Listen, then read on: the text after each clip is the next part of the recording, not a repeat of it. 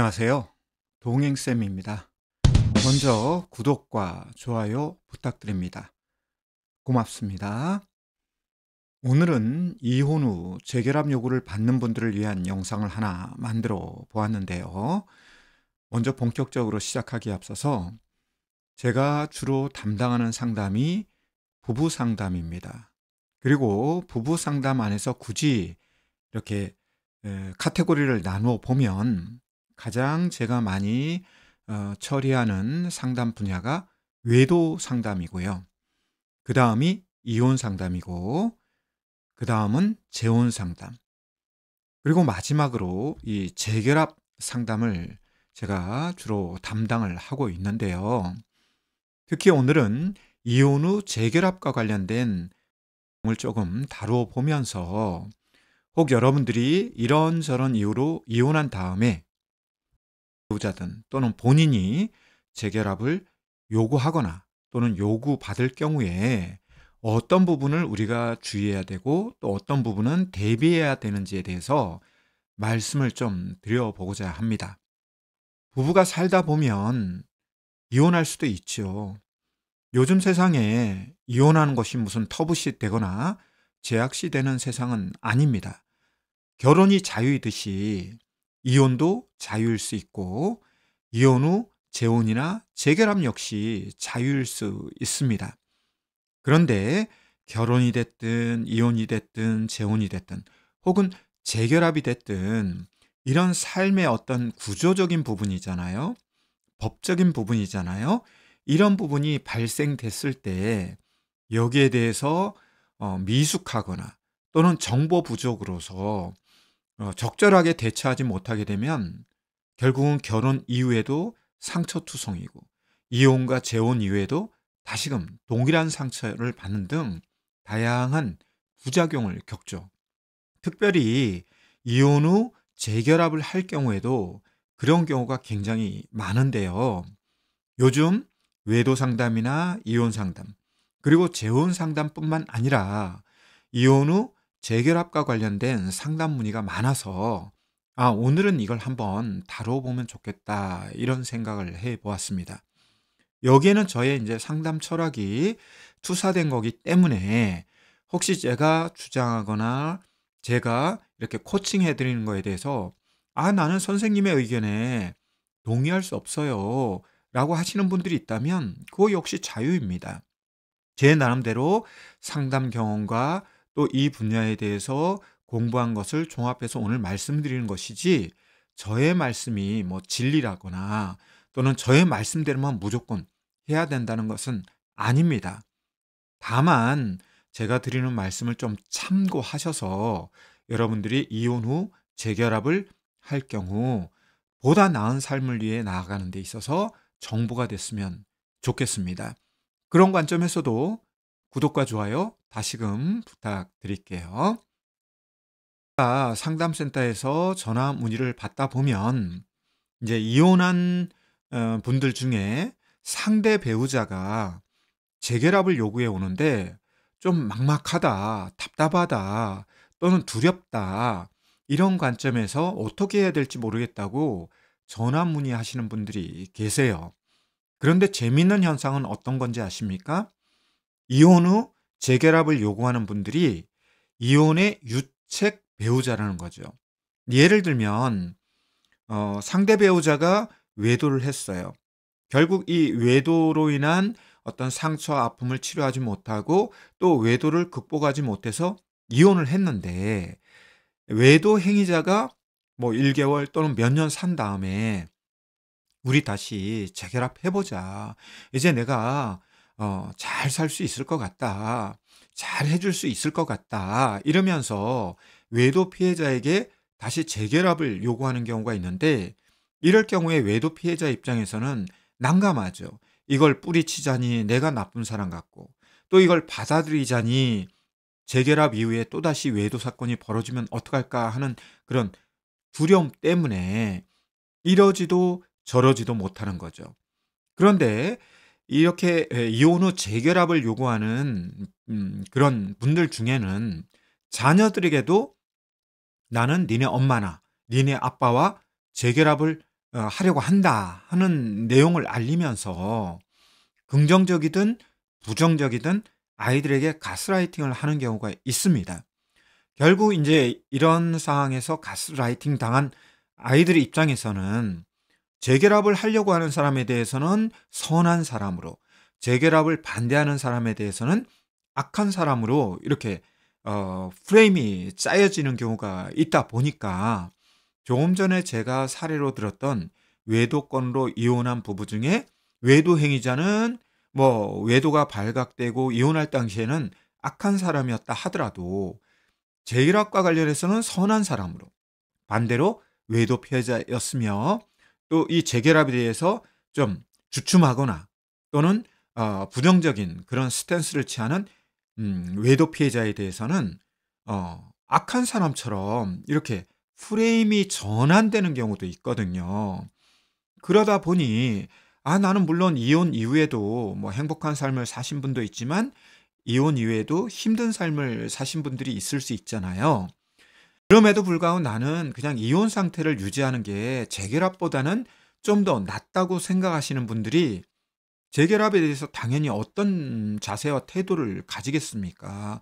당연히 소극적인 또는 부정적인 그런 스탠스를 취할 수밖에 없는데 자녀들의 반응을 보니까 오히려 이런 소극적이고 부정적인 스탠스를 취하는 분에게 오히려 더 손가락질이 오거나 비난의 그런 눈총이 오더라 이런 거죠. 그러니까 마지못해서 재결합을 수용하는 그런 부부들도 있는데요. 문제는 이혼 후 재결합을 한 다음에 다시금 재이혼하는 경우도 많다는 겁니다. 그리고 이런 과정 속에서 어떤 문제가 발생될까요? 예전에 이혼할 당시의 상처를 예를 들어 100 이라고 할게요, 숫자상. 그런데 재결합했다가 다시 이혼을 선택하게 될 경우에는 그 상처가 100이 아니라 200, 300 이렇게 누적되어서 역효과가 나타나는 그런 경우가 있는 거죠. 그래서 제가 누누이 강조하는 게 뭐냐면 초혼, 그러니까 처음 결혼하는 것보다 더 어려운 것이 재혼이다. 이런 어떤 상담 철학적 관점을 제가 가지고 있는데요. 유사하게 이혼 후 가장 어려운 게 뭐다? 재결합이다.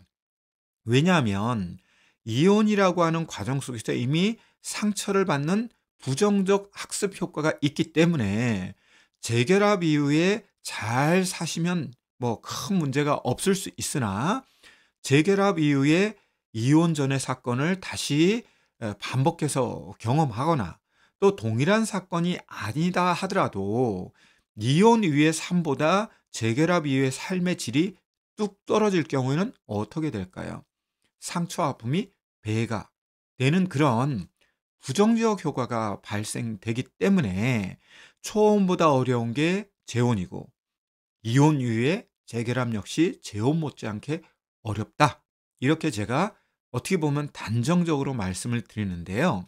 이것은 제가 저의 어떤 뭐 한쪽으로 편향된, 즉 확증 편향적인 이야기가 아니라 상담을 하면서 만나는 예를 들어서 이혼을 하려고 하는 부부 또는 이혼을 한 개인이나 또는 각각 찾아오는 그 이혼 부부들을 보면서 또는 재혼을 앞두고 있거나 재혼을 한 부부들을 보면서 제가 배우고 익히고 깨달은 부분을 말씀드리는 겁니다.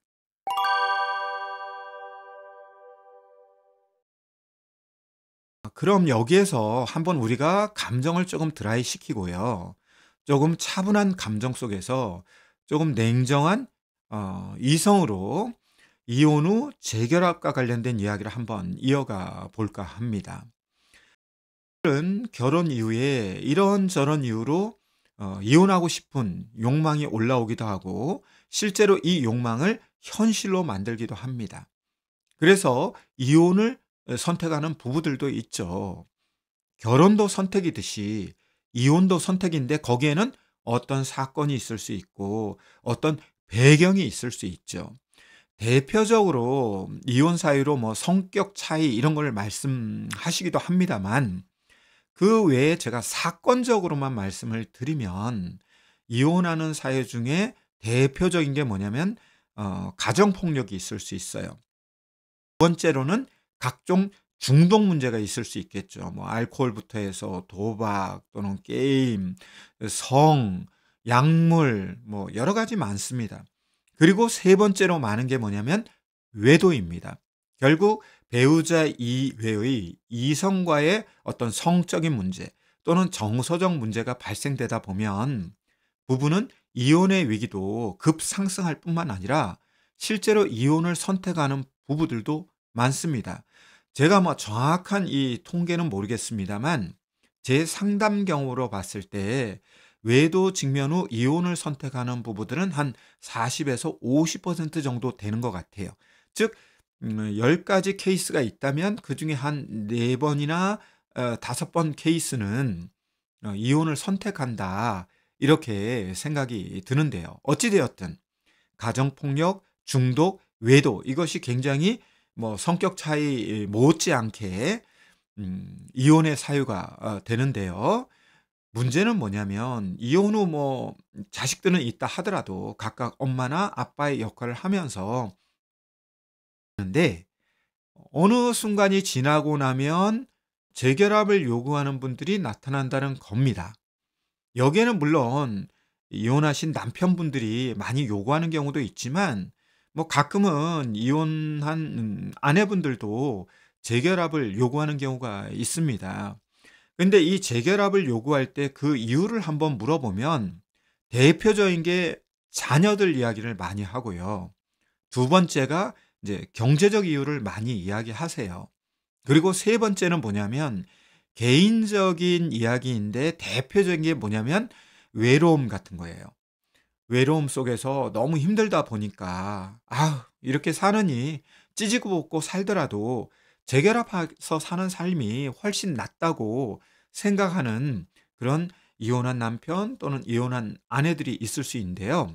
어떤 경우가 됐든지 간에 이런 이제 재결합의 어떤 사유에 대해서 마음이 뺏기거나 또는 그쪽으로 이렇게 경도가 돼 버리면 앞뒤 좌우 위아래 가리지 않고 그냥 재결합에 몰입해 버린다는 거죠. 물론 이혼한 부부가 서로 의기투합해서 "아 그래. 우리 재결합하자." 뭐 서로 이렇게 손바닥이 마주치듯이 딱딱 박자가 맞으면은 큰 문제가 없지만 한 사람은 원하는데 한 사람은 원하지 않을 경우에는 이혼한 부부임에도 불구하고 계속 갈등 이런 구조가 유지가 되고요.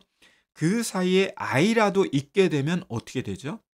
결국 또 아이라고 하는 변수가 있다 보니까 이러지도 저러지도 못하는 이제 딜레마에 빠지게 되는 거죠. 그래서 아이들이 에 "엄마 또는 아빠 우리 재결합해서 이렇게 핵가족으로 살면 안 되겠어요?"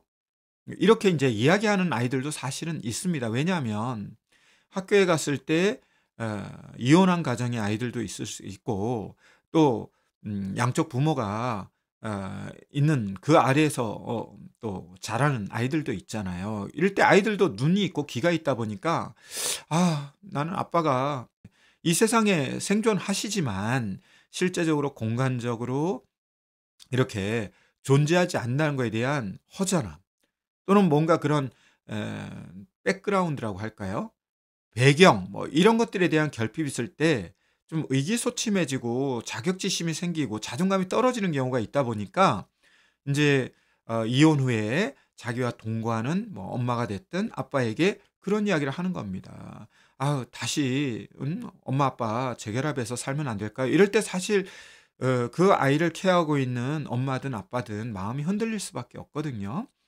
그러다 보니 그냥 앞뒤 좌우 안 가리고 위아래 안 가리고 재결합을 하는 부부들이 있는데요. 제가 이미 앞에서 말씀드린 것처럼 이렇게 재결합을 해 버리면 어떻게 된다?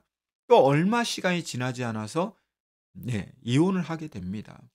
결국 그 과정에서 당사자들도 또다시 마음의 상처와 아픔을 겪겠지만 누구도 마음의 상처와 아픔을 겪을까요? 자녀들도 똑같이 겪는단 말이죠. 그리고 제가 조금 먼 이야기를 할지는 모르지만 이런 것들이 아이들의 에 마음의 상처가 치료되지 않을 경우 나중에 자녀들도 성장해서 결혼했을 경우에 부모의 삶을 그대로 물려받을 수가 있습니다. 마음속으로는 '나는 부모같이 살기 싫어.' 이렇게 외치면서 마음의 저항감을 드러내지만 보고 듣고 배운 것이 그것이다 보니까 자기도 모르게 무의식적으로 그런 삶을 살게 돼요. 어떤 남녀든지 결혼해서 서로에 대한 욕구불만이 없는 부부가 어디 있습니까? 문제는 뭐냐면 이런 욕구불만이 생겼을 때 어떻게 서로 적응하고 이걸 해결할 거냐 하는 건데 결국 이 해결하는 과정을 부모를 통해서 배운 게 뭡니까?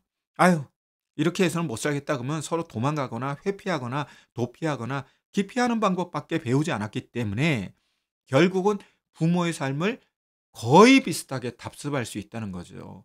그래서 이런 관점에서 이혼도 재혼도 또는 재결합도 자녀들에게는 상당히 긍부정적인 영향을 미치게 되는데 하물며 이혼 후에 재결합을 했고 재결합 후에 다시금 이혼을 한다 그러면 아이들에게는 어떤 학습 효과가 생기겠습니까? '아 부부 사이에 갈등 생기면 무조건 헤어지는 게 상책이야.' 이거밖에 가르쳐 주는 게 없거든요.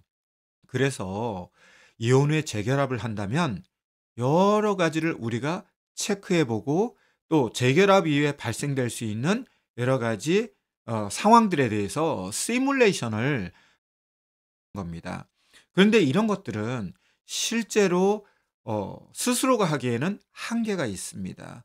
왜냐하면 존재는 뭐냐면 자기가 살아온 그 경험의 근거에서 시뮬레이션 하는 경우가 많거든요. 그래서 일정한 부분에 한계를 갖고 있다는 겁니다. 그럼 이 한계를 극복하려면 어떻게 해야 될까요? 어쩔 수 없이 전문가에게 조언을 구하거나 또는 전문가의 코칭을 받는 것이 굉장히 중요합니다. 물론 전문가라고 하는 사람이 뭐 저를 포함해서 다 모든 것을 다 아느냐 그러지 않아요.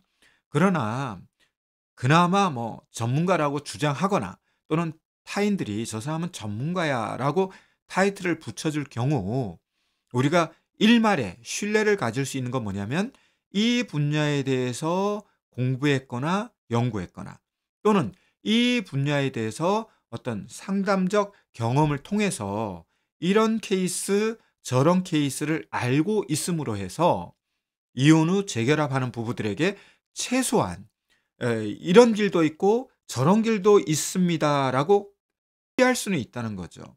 물론 그렇게 제시받고 그렇게 얻게 된 정보를 내가 참고해서 선택할 거냐 수용할 거냐 그거는 코칭받고 또한 조언을 받고 상담받는 여러분들의 몫이고 여러분들의 자유입니다.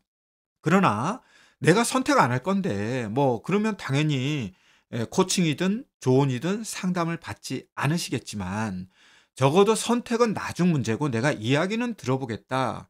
그런 마음을 갖고 있다면 코칭과 조언과 상담을 받아볼 가치가 있는 것이죠. 그래서 제가 물론 상담에 나오신 분들에게는 더 섬세하게 그런 거에 대해서 어 코칭해 드리거나 조언해 드리거나 상담해 드립니다만 오늘은 좀 굵직한 제한된 시간이기 때문에 굵직한 것들을 말씀을 한번 드려 볼 테니까요. 여러분들이 제가 드리는 말씀을 잘 참고하셔서 한번 자신의 삶에 이렇게 투사도 해 보시고 적용도 해 보시고 반영도 해 보시길 바랍니다.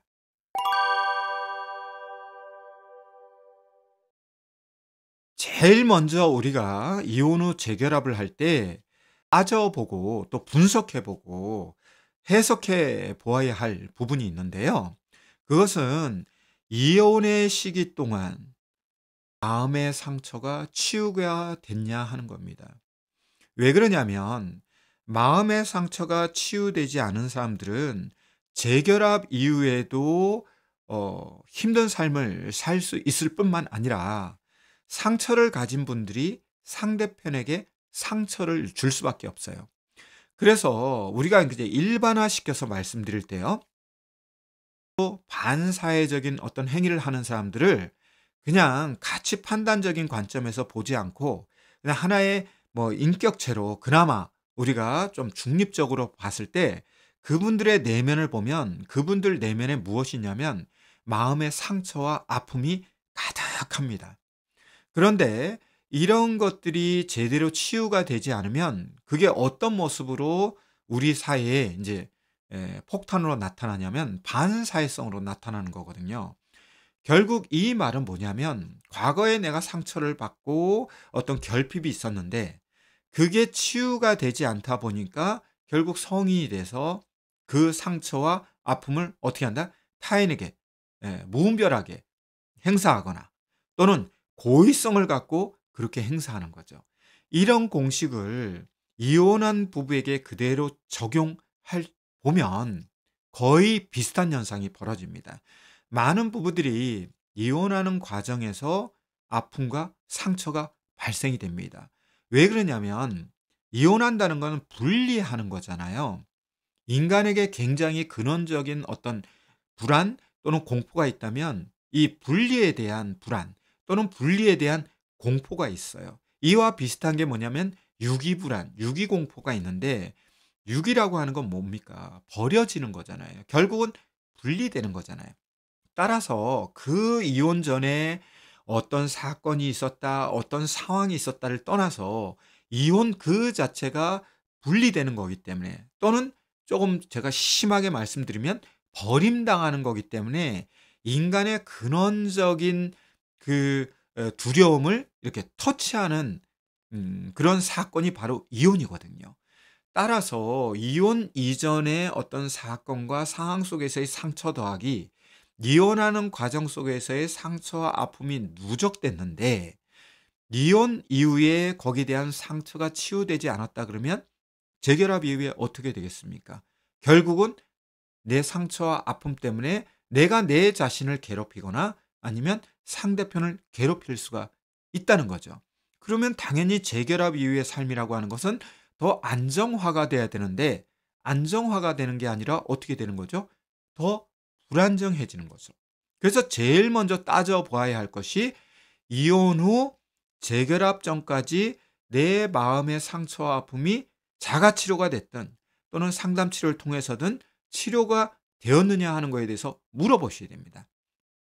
유사하게 만약에 치료가 되지 않았다 그러면 또 어떤 현상이 벌어지냐면 상처와 아픔에 대한 치유 욕망도 강해지지만 여기에 대한 보상 욕망도 굉장히 강해지기 때문에 재결합 이후에 상대 배우자에게 너가 나에게 준 상처에 대해서 보상하라고 하는 그런 욕망이 굉장히 강해져서 결국은 부부가 서로 배려하거나 존중하거나 사랑하면서 사는 게 아니라 결국은 너는 나의 보상을 또는 보상 욕망을 채워주지 않는 거에 대해서 비난하고 공격하면서 부부는 이혼의 길을 갈 수밖에 없는 거죠. 이게 어떻게 보면 첫 번째 재결합을 하기 전에 따져봐야 할 중요한 대목이라면 두 번째로 따져보아야 할 것은 이혼이 됐던 어떤 상황이나 사건에 대한 분석뿐만 아니라 이혼하고 재결합하기 그 전까지의 과정 속에서 이런 상황과 사건에 대한 변화가 있었느냐 하는 것이 굉장히 중요합니다. 예를 들어서 외도 사건 때문에 부부가 이혼을 했다고 쳐봐요. 그러면 외도 피해자가 있고 외도 행위자가 있겠죠. 특별히 외도 행위자가 이혼 이후에 이 외도와 관련해서 자기의 어떤 성찰이라든지 분석이라든지 탐색이라든지 또는 깨달음이 있었냐? 이런 변화가 있었냐? 또 행동적으로 또는 생각하는 부분에 있어서 변화가 있었느냐? 이런 부분이 체크되지 않은 상태에서 내가 재결합 이후에는 절대로 외도하지 않을 자신이 있다든지 또는 "외도 안 할 것이야. 한 번만 믿어 줘." 하는 것은 굉장히 위험한 선택을 하는 겁니다. 물론 외도로 이혼하셨고 이혼 후 재결합해서 다시는 외도하지 않는 분들도 존재합니다. 그런데 이런 과정 속에서 외도가 재발되지 않으려면 외도 행위자에게는 그냥 긍정적인 마인드의 다짐과 암시가 필요한 게 아니고요. 실제적으로 인지적인 부분 또는 심리적인 부분, 정서적인 부분, 관계적인 부분에 있어서 변화의 어떤 증표가 없다면 사실은 우리가 사람을 참 믿는다고 하는 게 그렇게 쉽지 않아요. 그런데 신기한 거는 뭔지 아십니까? 외도로 이혼한, 즉 외도 피해자들 중에는 "아 선생님, 그래도 이혼하고 우리가 떨어져 살면서 마음고생 많이 했는데 저 인간이 깨달았겠지요." 이렇게 말씀하시는 분들이 있고, 그런 분들이 그래서 재결합을 하더라도 "아유 마음고생한 게 1 년이고 5 년이고 그런데 선생님, 정말 다시 저 사람 외도하면 인간도 아니죠. 난 그때는 앞뒤 안 보고 그냥 이혼하고 말 거예요." 이러면서 불구덩이로 뛰어드는 외도 피해자도 제가 봤습니다. 그런데 결과가 뭐였느냐? 결국은 인간은 익숙한 대로 살다 보니까 한 1-2 개월 반짝, 외도 행위자였던 뭐 남편이든 아내가 재결합 후에 굉장히 뭐 변화되는 삶처럼 보여주다가 결국은 어디로 가 버린다? 과거의 태행적인 모습으로 쓱 돌아가면서 또다시 외도 사건이 뻥 터지는 거죠. 이러다 보면 외도 피해를 보시는 분은 과거의 피해, 또 거기에 대한 상처 치유를 안 하신 분들은 아직도 마음이 정말 찢어지듯이 아픈데, 재결합한 다음에 또 실망, 또 외도가 다시 발생한 거에 대한 좌절, 이런 것 때문에 완전히 만신창이가 돼 버리는 겁니다. 그래서 저는 어떤 말씀을 드리냐, 사실 그 사람이 변화됐냐 안 됐냐는 상담사도 정확하게 보기가 어려울 수가 있어요. 왜요? 사람들은 페르소나라고 하는 가면으로 자기를 위장할 수 있기 때문입니다. 분장할 수 있기 때문입니다. 또는 화장할 수 있기 때문입니다. 그럼에도 불구하고 그 사람의 말을 들어보고, 또 여러분들이 재결합하기 이전에 또다시 서로를 탐색하기 위한 시간을 조금 가지면서 그 사람의 말과 행동의 어떤 일관성, 일치성, 이런 것들을 좀 더 관찰을 해 본다면 '아 그래도 저 사람이 과거보다는 이런 부분에서 변했구나.' 하는 걸 느낀 다음에, 평가한 다음에 재결합을 선택해도 늦지 않기 때문에, 1 차적으로는 재결합 당사자들이 서로에 대해서 관찰도 필요하지만, 두 번째로는 전문가하고 재결합 이전 상담을 통해서 과거의 그런 상황과 사건에 대해서 다시금 재해석을 하고, 또 이혼 이후의 삶에 대해서도 탐색과 분석을 통해서 '막연히 고생했으니까 사람이 변화할 것이다.' 이런 긍정 편향에 빠지지 마시고 좀 더 근거 있는 긍정 편향을 하시든 근거 있는 확증 편향을 하시든 이런 과정이 있으셔야 한다는 겁니다. 이런 과정이 없는 상태에서 그냥 긍정적으로, 희망적으로 이렇게 상황을 판단했다가 결국은 재결합 이후에 다시금 상처와 아픔을 겪고, 이제는 원수가 돼서 자식들 앞에서 상대 배우자를 그냥 악하다가 아니라 사악하다, 그냥 나쁜 사람이 아니다, 악마다라고 이렇게 가스라이팅을 하는 그런 상황은 없겠다는 것이 저의 상담 철학입니다. 따라서 저의 내용에 일부분 공감된다거나 '아 정말 내가 이런 걸 놓치고 있었구나. 그런데 내가 그냥 빨리 재결합해야 돼. 저 사람이 빨리 재결합하자고 막 푸시해. 그래서 내가 밀리느니, 내가 나쁜 사람이 되느니 그냥 이걸 수용하겠다.' 이런 분이 혹시 여러분이었다면 이제는 좀 냉정하게 상황을 판단해 보실 필요가 있다. 이런 말씀을 제가 말씀을 드립니다. 오늘은 이혼 후 재결합 요구를 받는 분들을 위한 영상으로 제가 준비했는데요. 오늘 내용이 유익했다면 구독과 좋아요 다시금 부탁드립니다. 입니다.